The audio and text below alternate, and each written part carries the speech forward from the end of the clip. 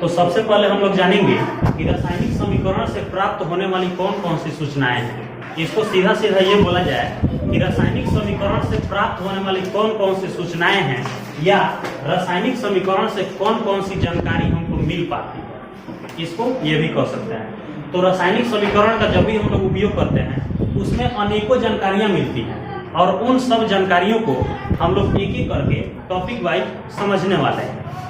तो इसका रासायनिक समीकरण के उपयोग से सबसे पहला जानकारी हमको ये मिलता है कि अभिक्रिया में कौन कौन से पदार्थ शामिल हैं और कौन कौन से पदार्थ बन रहे हैं, उनके संकेतों और सूत्रों की जानकारी मिलती है। जैसे हम यहाँ अभिक्रिया लिख दिए,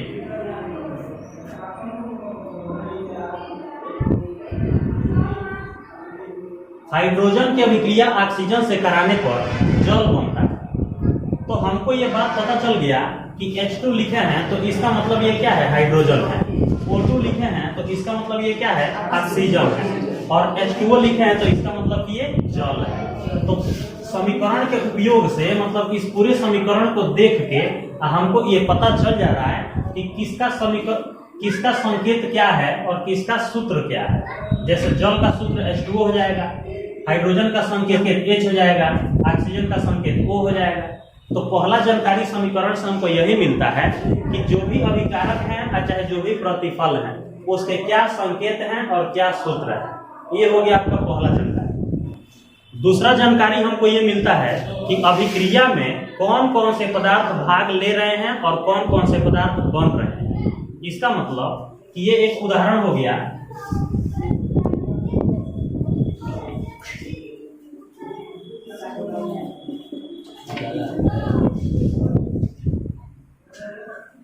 ये एक उदाहरण हो गया, सोडियम और क्लोरीन की अभिक्रिया कराने पर सोडियम क्लोराइड या साधारण नमक बनता है।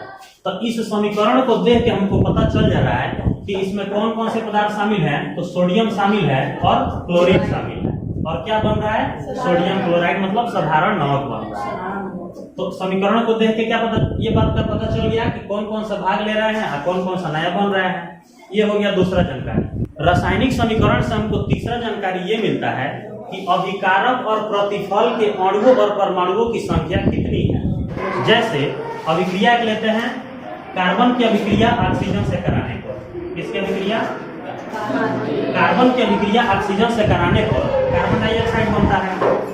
तो हमको ये पता चल गया कि इसमें कार्बन की मात्रा कितनी है, ऑक्सीजन की मात्रा कितनी है और कार्बन डाइऑक्साइड की मात्रा कितनी है।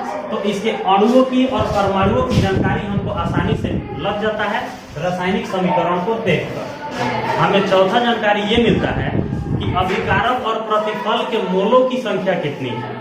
मोल आपको पीछे पढ़ा चुके हैं 9th क्लास में। तो मोलों की संख्या कितनी है हमको इस बात की जानकारी मिल जाता है रासायनिक समीकरण के उपयोग से। पांचवा जानकारी हमको ये मिलता है कि अभिकारक और प्रतिफल के कितने द्रव्यमान है। द्रव्यमान का मतलब कितना उसका वजन है, उसका कितना मात्रा है। तो इस बात की जानकारी हमको मिल जाता है।